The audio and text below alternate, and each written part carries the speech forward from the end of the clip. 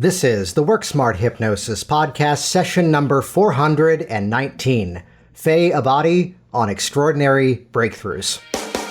Welcome to the Work Smart Hypnosis podcast with Jason Linett, your professional resource for hypnosis training and outstanding business success. Here's your host, Jason Linett. You have got to listen to this conversation to the point that I'm actually going to keep this intro surprisingly brief, because I'll just put it this way. Here was the conversation that I was expecting to have with Fai on this recording, and instead, oh wow, when you hear this dialogue in terms of someone who truly embodies change, truly embodies stepping into her own identity and personality, and the title of this episode of Extraordinary Breakthroughs, wow. I'll just put it that way. And let's dive into it. This is session number 419 of the Work Smart Hypnosis podcast, which for any of the references and links that we talk about inside of this, you can head over to worksmarthypnosis.com/419. That'll redirect you over to the show notes. You can see exactly how to connect with Fai and find out more of the various things we've talked about in this episode. And while you're there, I first got to know her hanging out live and online inside of our Work Smart Hypnosis live and online. And she's someone who's then gone on to do some extraordinary things, truly of her own, creating her own style, and seeing the opportunity that when things look like they may be turning in a negative way, it's every opportunity to then move things and direct your own life. So you can find out more of that event, which we talk about here during this episode, over at WorksmartHypnosisLive.com. And with that, I got to jump right into this one. Here we go. This is session number 419, Fai Abadi on extraordinary breakthroughs. Well, there is one specific moment that I do remember, which I will talk about in a couple of seconds, but I genuinely think it's always been in me. And I don't say that to sound special or anything. I'm the last person to think she's something special.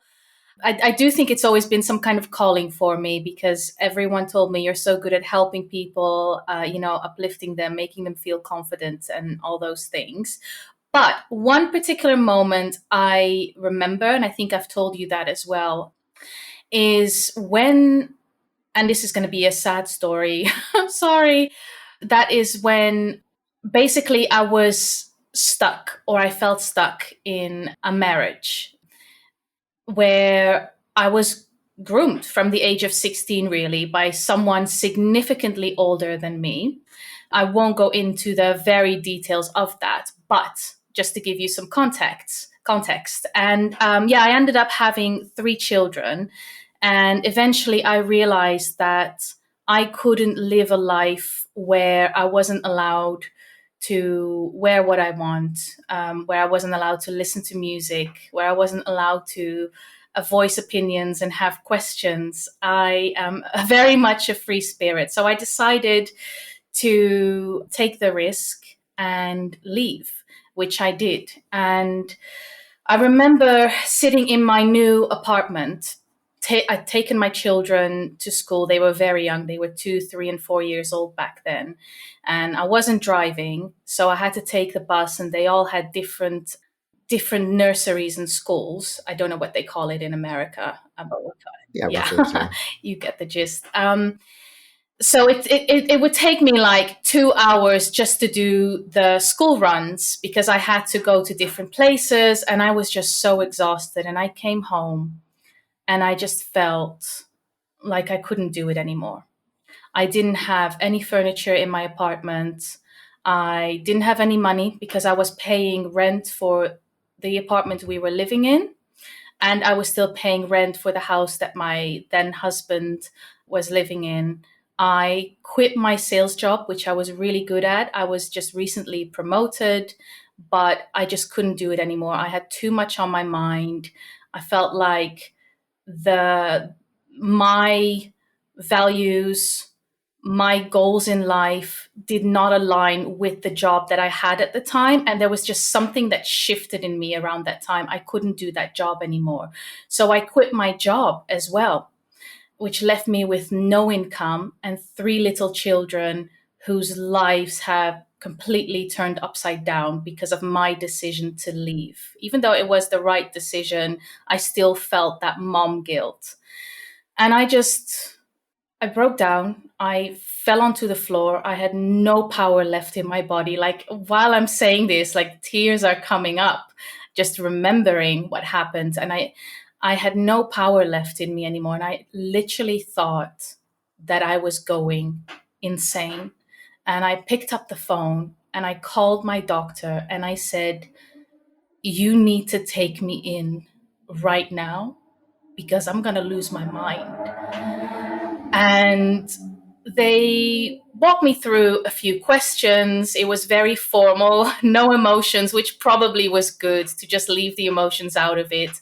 And they said, "Unfortunately, you don't qualify to go to, what is it called, a mental institute or a mental hospital." They said, "You're not qualified. What you need to do, you need to go through the appropriate steps, have an appointment with your doctor, go into therapy, get antidepressants, and then, we'll see what we can do." But at that moment, I really felt like I was going crazy and no one understood what I was going through. I just hung up and I was sitting on the floor with my head in my hands, crying and crying. And then it just hit me. And I started speaking to myself. And I said, "What am I doing? I've been crying every day for nearly 27 years." So that was like before my marriage and during my marriage.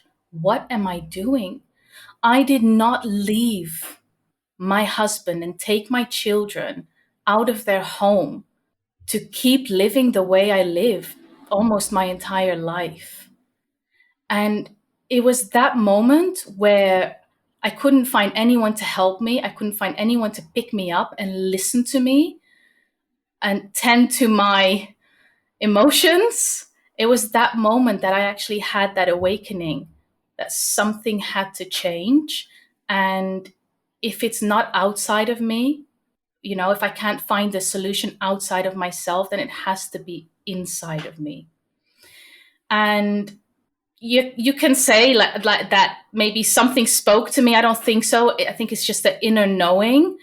And that's when I realized that I wanted to go into the mental health business, that I wanted to help women like me. And it started out with a massage and meditation business. I had no qualifications whatsoever, but I just knew that I was going to do it and that I was going to become the version of myself that I knew was buried deep down, those layers. And I wanted to give my children a better life. I did not want them to have a depressed mother and a mother who was always broke. So yeah, long story. I always say I'll keep it short, and I never do. No, and thank you for sharing that. That is absolutely incredible. And on one side of things, of course, congratulations for clearly moving things in this very different direction. And the part that I'm going to have to hold back on, or hey, let's just make this the whole conversation, is how it mirrors, and I'm sure you might be able to answer through the filters of some of the stories of some of your clients, that we do find that singular moment where things cannot go back to the old way, where here's this new piece of information, and it's not the stereotype of, let's say, from another relationship perspective to go, "I don't know what happened. They just walked out." It's like, well, it's been building over time, but it hit that threshold moment. And I've had clients over the years, I've had clients who were medical doctors over the years tell a very similar story around how here's what I saw was coming up, here's what I saw was coming up, and suddenly this moment of clarity to go, oh, wait, I get to be the one to direct the next step of this. And it would go to a much more, let's use the word, dangerous place if it wasn't then acted upon. And sometimes it is that denial of services that becomes the best of gifts to go, nope, not right now. And we're not, diving into all of the specific details as to why it was declined. Yet, how does that resonate in terms of looking at it as here's that singular moment of a turning point? and making that decision, not only to then leave as you did, yet also to turn your own life around in that moment. For myself or for my clients? Sorry. I will let you take it wherever you want to. Okay, repeat that question just one more time. Here's the bigger question, I think, how it fits into the context of the conversation here, which is we either can facilitate that moment to happen or hope for that moment to happen. What is it that you see kind of occurs right at that moment before that internal shift actually happens? Right before that shift? Yeah. Ah, very good question. I think right before that shift, and this happens a lot, obviously not to the extent of that first, breakthrough or breakdown, but they always say before you have a breakthrough, you always have a breakdown. And I realize that that is really true. However, you don't have to let it get that far. But sometimes those things just happen. So I think before I feel some kind of shift happening in my life, I just feel that my life, my actions and behaviors they just feel a bit off. The things that I'm doing, they don't bring me that satisfaction anymore. Or I start to feel like I just don't want to do anything for a while. I just want to go inward and spend time alone. And sometimes I don't understand why, but I do spend, when I can, like a couple of days just in meditation, going for walks. And I don't always know why I want to go inward, but then all of a sudden I get this breakthrough moment or this burst of inspiration. So now, because I've become so much more aware of what I do, and when I'm thinking, I'm aware of my thoughts, much more often, whereas previously I would just let my thoughts take me, like literally. Yeah. Whereas now I'm much more aware of them, so I can kind of anticipate what's happening. So when I'm going through a really, really difficult time, I just smile most of the time. Is that kind of answering your question? Because if it is, I have a really funny story or a nice story to share with you. Oh, I want to hear it. It absolutely is. Could I just point out, by the way, I always love to poke fun of this in a recording with love, which would be that right before we began, Faye did the thing that most everyone does of going, I hope I don't mess this up. I'm not really sure what I'm going to talk about. And it's where I usually say, it's like, there's a reason why, well, I invited you. We'd actually talked about it a few times before, but some jackass never sent you the link. I'll have words with him in a minute. It's me. Yet here we are. And here's the direction that I expected the conversation to go. And let me just point out, this is a very different direction. And I'm so, so happy we're going this direction. So again, thank you for sharing. I'd love to hear the Oh, story. amazing. Well, I hate to bring this topic up, which is when we were in lockdown, we had to close our businesses in the UK. I think it was the same in the US for a while. And in the beginning, I wasn't worried. I thought, you know what, this is going to blow over. It's fine. I'll pick it back up again. It's fine. So I kind of saw it as a holiday, as a vacation.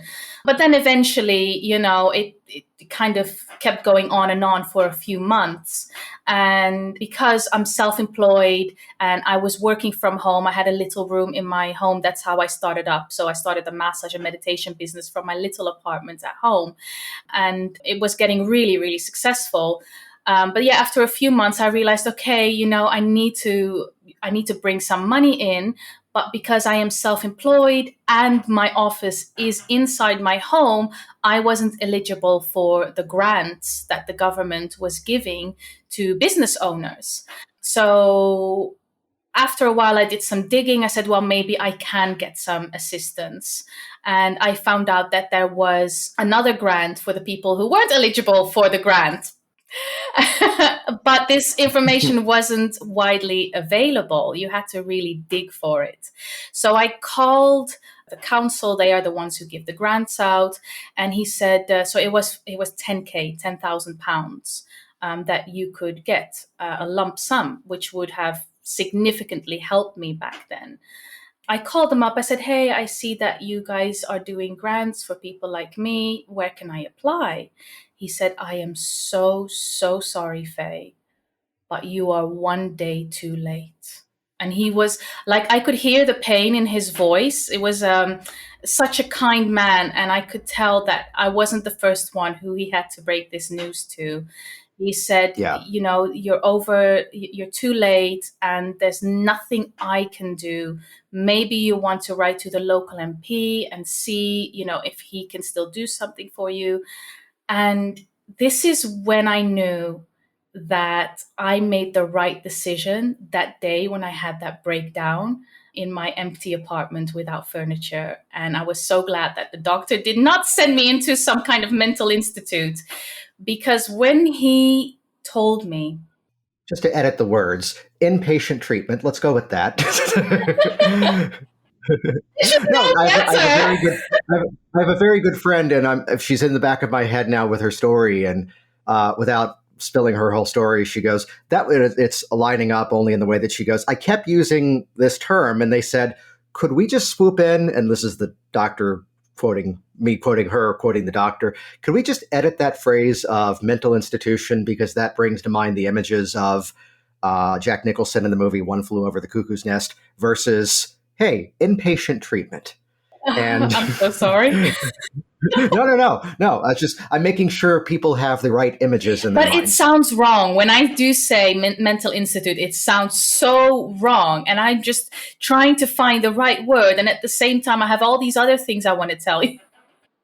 Oh yeah. So I am so glad that, you know, that didn't go through. But I knew I made the right decision when that man told me, you're not eligible for the 10K grant because you're one day too late. And he was expecting me to either shout, cry, or beg. And I just laughed. Like, I laughed, not a crazy laugh.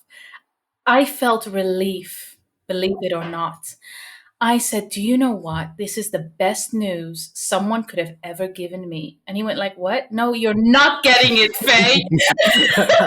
You're not getting it. And I said, I know. And that's such a good thing. Because if you would have given me that money, I would have just done nothing for a few months. But actually, you know what? You're pushing me to find a solution to my problem, and you're also pushing me to expand my business and to think outside the box, because no, I can't do any massage treatments because I can't see any clients at home or in my therapy room, but I could do something else. And basically his rejection allowed me to step outside my comfort zone. And I was just happy, and I couldn't explain why, but I knew that there was a reason why he told me no. And then, like, again, you can say that's from like a higher power, or it's just like an inner knowing that you have, that's just you're allowing it to come out, whatever you want to call it. But that's when I decided I want to study hypnosis. And I open my computer, and guess whose face is on Facebook? It's you. It was Scott Sandlin who one time said, "Have you seen Jason Linnett's new website? It's Facebook." And I've got to say thank you that I get to be part of this story, because again, this journey of here's where, you know, and we can generalize this out, people who find themselves in a situation where, you know, by no necessary, let's put it this way, fault of their own, they find themselves in a situation that people should not have to be in. And I mean, this is happening. This is going to be dated by the time this episode releases, but it's that, you know, we're going through a licensing program, not to adopt, but to become foster parents. And it was this weird moment yesterday of, why have we not received any confirmations for this one makeup class? Okay, well, we're calling, let's drive there. And luckily we were there. And that's the day we find out, oh, you and I agree on so many things. I'm going to hold myself back at the details of the story. The person who thinks it's so important to take down Disney is the one who cut the funding. Let's just put it that way and move on. But it's their budget's dramatically cut. And it was this clarity moment of going, hey, we're doing this big visible event online, the Do Hypnosis Anywhere challenge thing. It's like, okay, effective as soon as I can update a graphic, this percentage of proceeds is going to that cause. Let's help them out. We have the means to do that. And it's that kind of snap decision and not to ever play the game here, just to excuse myself, not to go, oh, yeah, you went through that. Well, here's what I did. No, not at all. Yet it's that similar journey that we find ourselves in a situation. And sometimes, again, I'm always in my head when I use this phrasing. It's like at a hypnosis conference when, oh, can we do a demo for this? Okay, great. Who has an issue they want to work on? Oh, I have night terrors. Oh, good. Here, come on up. It's like, wait, you just said, oh, good, to the fact this person has night terrors, you asshole. No, it's the fact that here's this turning point and what can occur as a result of that. So I'd love to hear it from your perspective that, let's rewind back a little bit further, though, that you were looking at hypnosis, then a purple dude appeared online. I am 6 inches taller on the internet. It's been proven. Yet, what was the thought process to even explore hypnosis? That's a good question. And it surprises me that I don't have an answer immediately ready for you. Oh, I don't either. So I'm right there with you. No, I think I know what it was. This was when I was still married. I was already struggling pretty badly with complex PTSD. And I'd never been able to relax my mind or my body. But for some reason, I managed to do a lot of things. So probably very highly functioning. But one day I stumbled upon, this was many years ago when my son was still in his diapers. I sound old now. But yeah, so I stumbled upon. I think you and I are pretty close in age, so it's okay. I think I might be older.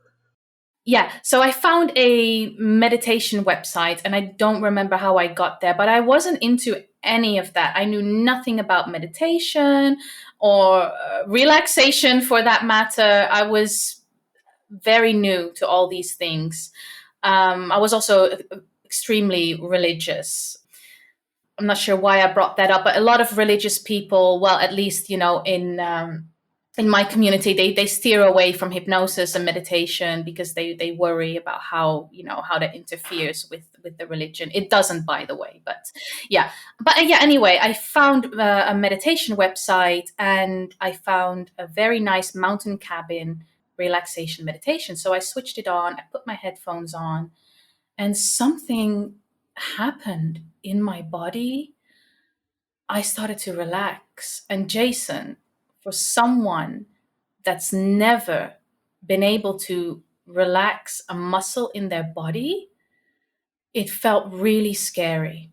I'd never experienced physical relaxation in my life up until that moment. And it felt amazing. But at the same time, I was really, really scared. So I took the headphones off and I said to my husband, I said, wow, this is crazy. I didn't know something like that existed, but I'm going to go to the bedroom and I'm going to close the door. Please don't come near me. Like I wasn't scared of him, but I just didn't want anyone near me while my eyes were closed. That was part of my trauma. Yeah. So I said, please don't come into the room because you're going to scare me. And I had to practice and I slowly eased into meditation. And then I started doing it every day, even though I was scared. At the same time, I knew it was good for me and I knew I had to practice doing it. So I would constantly keep opening my eyes to make sure no one is coming at me with a knife or something. Like literally, I had visions like that. And now I'm addicted to meditation. I love it. So yeah, what brought me into hypnosis? So yeah, from meditation, I am a very obsessive personality. So when I like something, that's all I can think about. That's all I can do. So I loved meditation and I became so obsessed with it. Anyone in my vicinity would have to hear about this website. And I started doing all the research and I had to meditate once a day, then twice a day. I became really addicted. And then hypnosis. You're also doing my favorite thing right now, which is reclaiming a word that many people would go, oh, that's a bad word. And many in this audience, yeah, I know you're listening, hypnotist, would go, oh, that's a negative suggestion. She shouldn't say that. I had a client one time who goes, you know what? For this to work out, I need to become appropriately obsessed and at times responsibly addicted. I'm like, and he suddenly goes, what are you writing down? I go, I'm stealing that. It's mine now. That reclaim it. You love it. No. Well, let me ask you, was it the fact that again, meditation is a category, the same as someone going, I'm going to go exercise, and that's a category. Was it the fact that this was something that was more guided as opposed to, let's say, an expectation of nothingness, an expectation of clear the mind, and now I'm thinking about how I can't clear the No, mind? this was very much a guided meditation. She Yeah. walked me through each, and I still have her meditation. I don't remember her name, but she walks you through each and every step. And I needed that because I didn't know what to do. Relax all the muscles in your forehead, the back of your head, all the way to the tips of your toes. And she has the most amazing voice. And I think I'm very biased. It's because she's the first woman that helped me relax. So I have this kind of, her voice is just the best voice in the world. And it may not be, but it means something to me. And I hope I will never lose that recorded meditation. But yeah, so it started out with guided meditation. And then as I became obsessed and addicted, Appropriately. yeah, We'll go with appropriately, I that. can now actually, believe it or not, Jason, I can go into a state of hypnosis or in a trance whilst my children are playing in the house. And I have 3 children under 10. They are noisy, they are home educated. But if I choose to, I can get into that state and I can relax my body. The only problem is I choose not to because I Yeah. like to play. Well, it's that line between, something being hypnosis versus, I would say, something being hypnotic. It's that line between doing something that's meditation and everything you just said is my weightlifting routine early in the morning that, there's loud music. I've got, forgive the term, chick pop playing in my headphones. Lady Gaga, Britney Spears. I mean, that's my jam. And then it's heavy lifting, and it's not like there's not really a physical relaxed component of it except for the long rest periods, the way that I do it.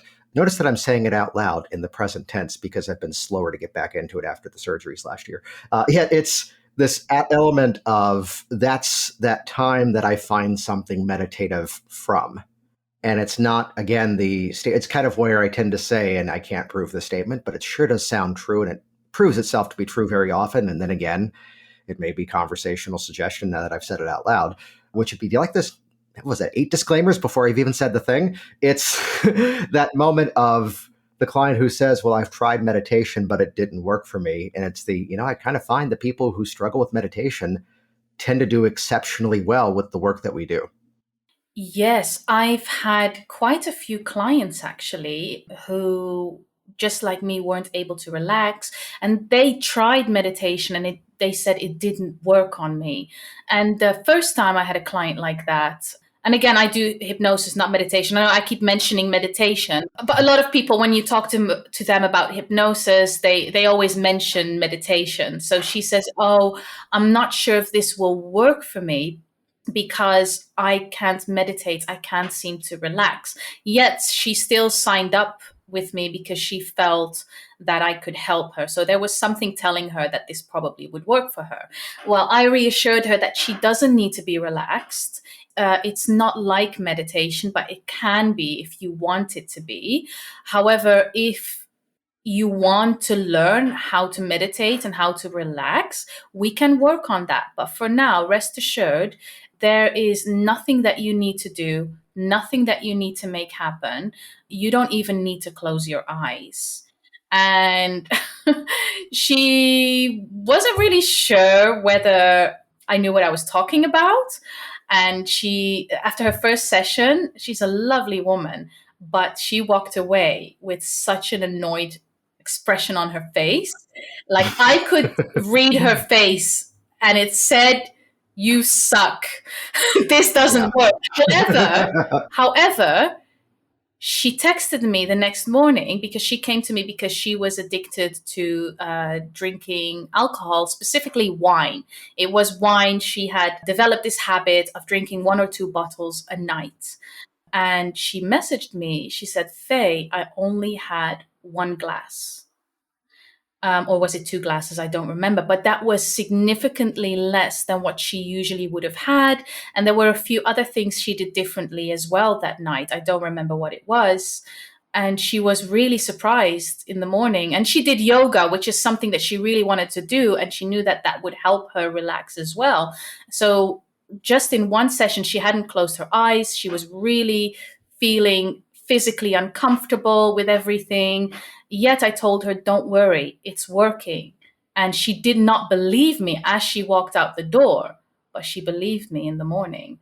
And yeah, and then by the third session, she was able to completely relax her body, to close her eyes, and now she also enjoys meditation. So I went completely off track, Jason. No, I love that. And it's where, I mean, if I can just kind of try to pull a strategy out of it, it's that you met her closer to her terms. It was not, for this technique to be effective, I have to do it this exact way. It was instead, you created a pathway that was more comfortable for her. And by doing so, it then created the opportunity to then, well, let's put it in hypnotic language terms, to then compound that because the first experience wasn't frickin' weird and was honest with her and met her on her pathway rather than going, this is the way it has to be. Decide if you want to work with me or not. No, we don't do that around here. It's instead, as much as I say we don't do that absolute. I know that saying that out loud is an absolute.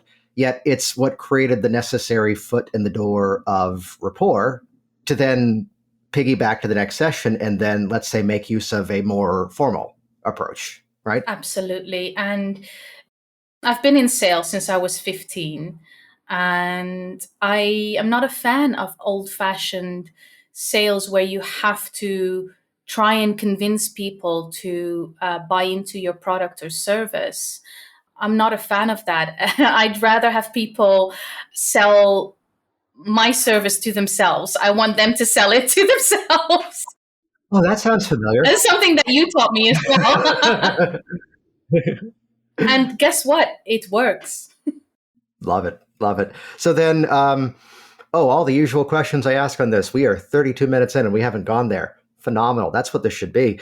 And along that journey then, so like, was it, what did the hypnosis, aside from the fact that, okay, I can do this remotely, I can do this without the, jumping through the necessary hoops of how, I know in the UK, there was a lockdown, then it was released, then it was activated again. Where I was, where I was in Virginia, it was how the numbers kept changing of you can do this, you can't do that. But for the most part, you were beginning to see your clients then online at that point, right? Not immediately. It wasn't until, and I'm going to bring you into this story again. It wasn't until you did a few posts or videos about doing hypnosis online. I knew it was possible, but I just couldn't see it working for me yet. And I don't remember exactly what program of yours it was. I think it did fit into the Work Smart program, but I don't know exactly what it was, but it was something of yours. And it kind of motivated me into just taking the leap and doing. In March of 2021, we were so young, you attended a webinar, which by the time this rolls out, as the podcast episode, we took this webinar down and we just, because I'm refilming it. But you came in originally with this webinar I did about 6 steps to a 6-figure hypnosis business.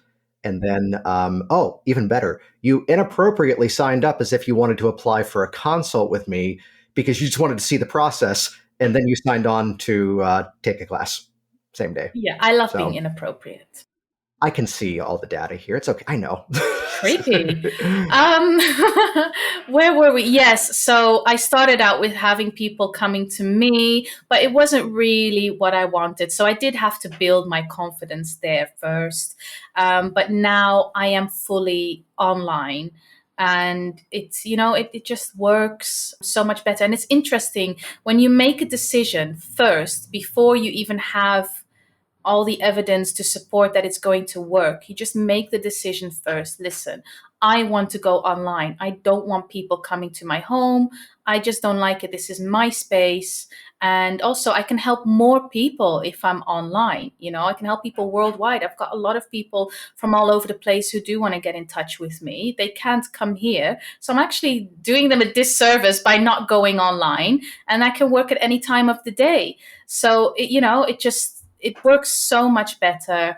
And I realized that my clients enjoy it much more as well, because they can just stay in their pajamas if they like, in their bed or on their sofa with their headphones on, and it just works. And I think that's one of the things that really came out of lockdown. I didn't mean to mention that a few times in this podcast, but one of the things is that, you know, a lot of more people are more comfortable working online and doing Zoom calls, so that helped significantly as well.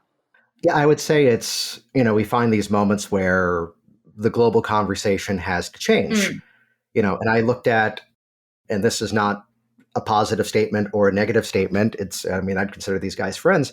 It's where, what was it? Mike Mandel and Chris Thompson produced a Anthony and Freddie Jacquin training event, and suddenly it was priced so aggressively good that it just had ridiculous sales. And I had people going, "Are you worried about this? This is like dominating the market right now." I'm like, did you notice that I was sending out emails for these guys too, because they're all friends? And the real intention, just to call my shot on this one, was to point out that this is one of those moments where people suddenly perk up and go, "Oh, this is viable."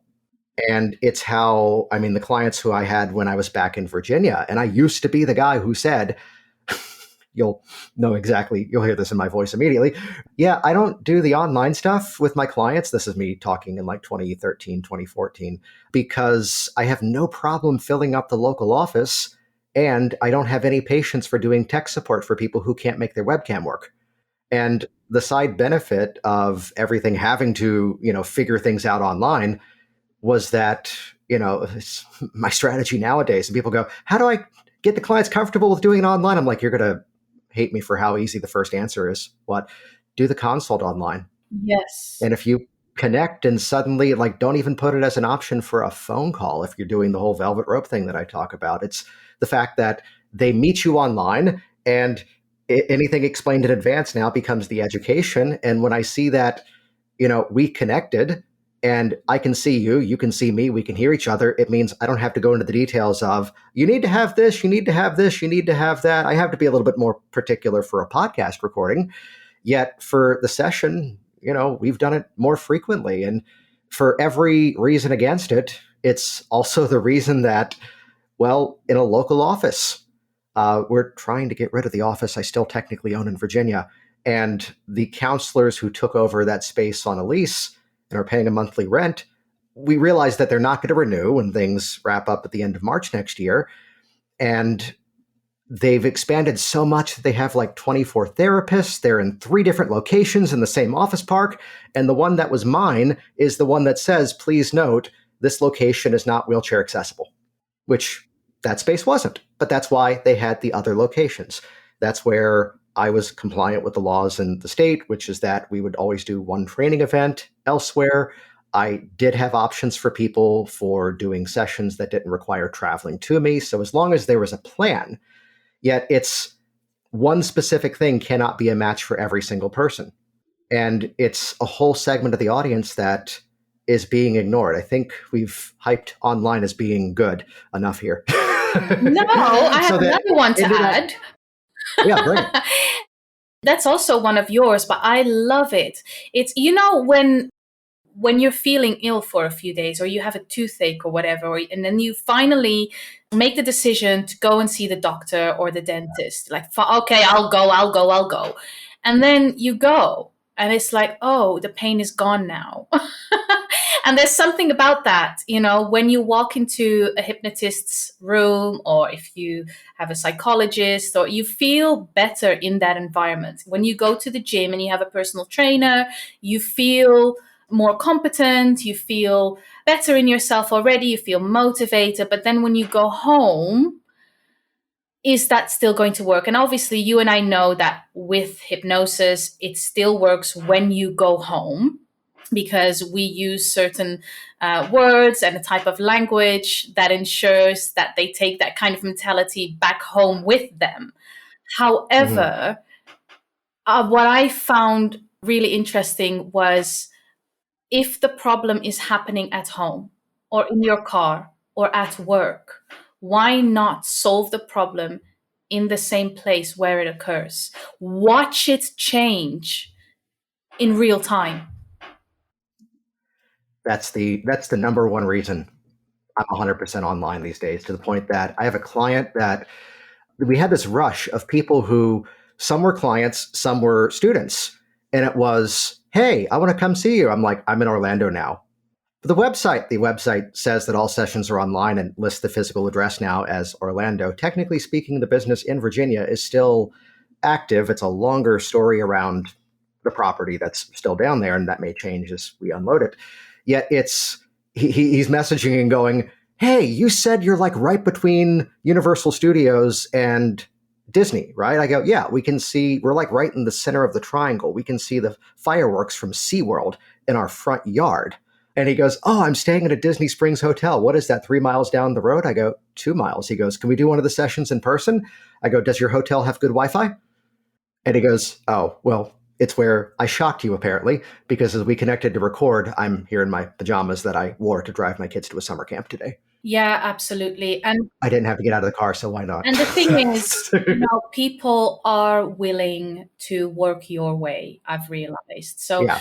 You just have to make that decision and line up with it, and it will all fall into place. Obviously, you need to put some work in, but it does fall into place. But yeah. So I'd be curious just to ask this question then, which would be, what was a perception or an understanding even around hypnosis that, let's say, you had prior to getting into it, that now with the experience, with the work, you've been at it now for more than 2 years at this point, what's been the biggest epiphany, aha, or... I'm just trying not to laugh really hard now. A year before I started studying hypnosis or hypnotherapy, I had just a short backstory. I'll make sure that this one is short. They were still back in my old apartment where I was living alone with my children, and I had a massage therapy room, a very, very small box room where I had my clients. And here in the UK, obviously we have spiders, but they're not those massive spiders that look like tarantulas. They're just normal spiders. Some of them are a bit bigger. We don't really have the big ones here. I am really happy, in a good mood. My kids are with their dad. I have a new client who bought like a really expensive package. So I was like really happy, over the moon. So yeah, getting everything ready. I walk into the room and I look to my left.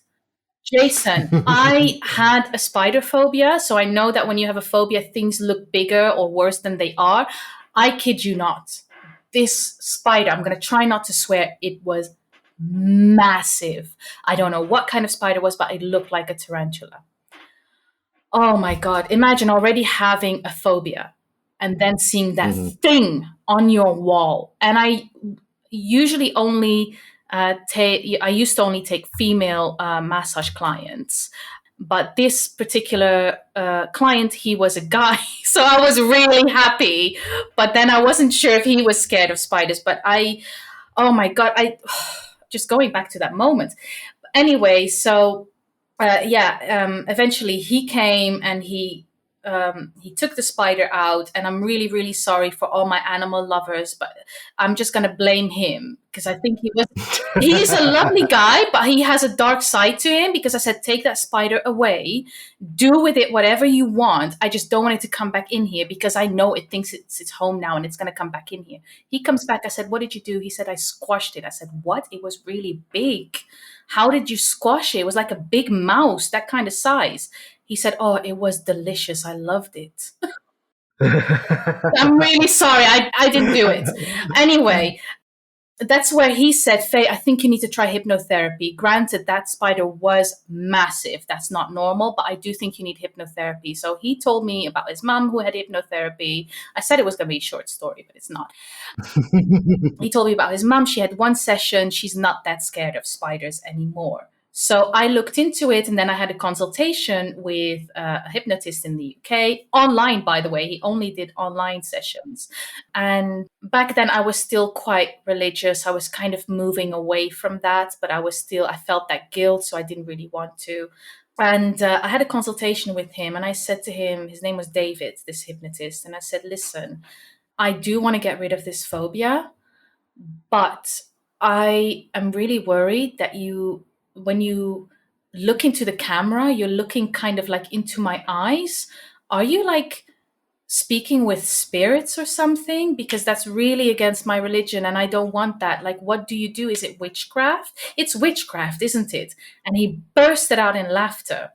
And he explained to me that it's not witchcraft, there's a whole science behind it. And he started explaining it to me.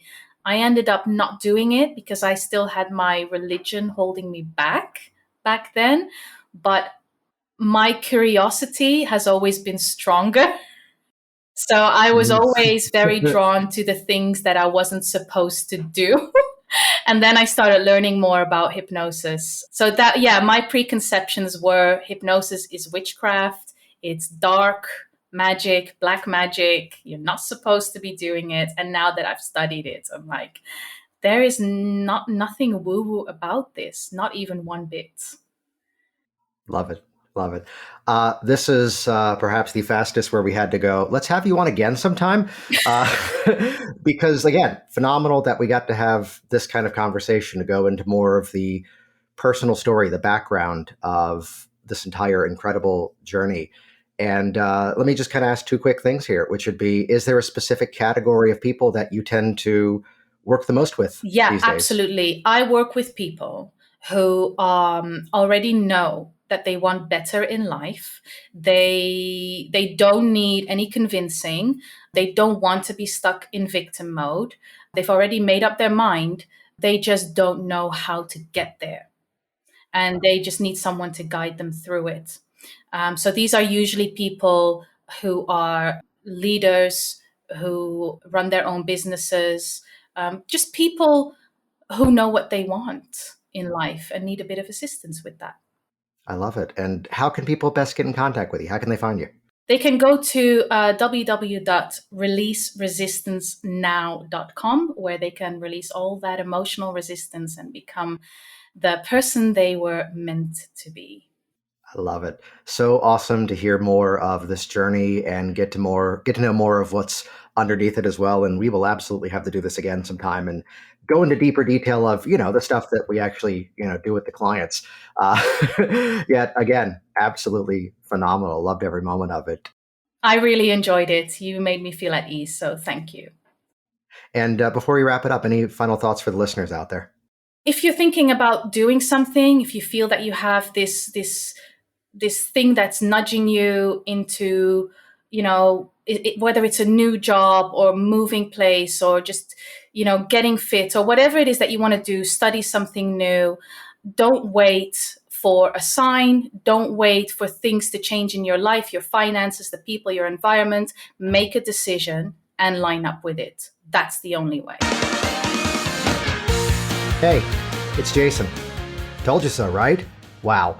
Yeah, so to find all the details for this week's episode, head over to worksmarthypnosis.com/419. That's where you can find the references, the show notes, and everything for this episode to see exactly how to connect with Fai, because she is a force to be reckoned with, creating some awesome things out there for her audiences, for her clients, and for clearly herself along the way too. And hey, I'd love to hang out with you. So check out WorkSmartHypnosisLive.com. That's our live online interactive training that I share the stage with Dr. Richard Nongard for.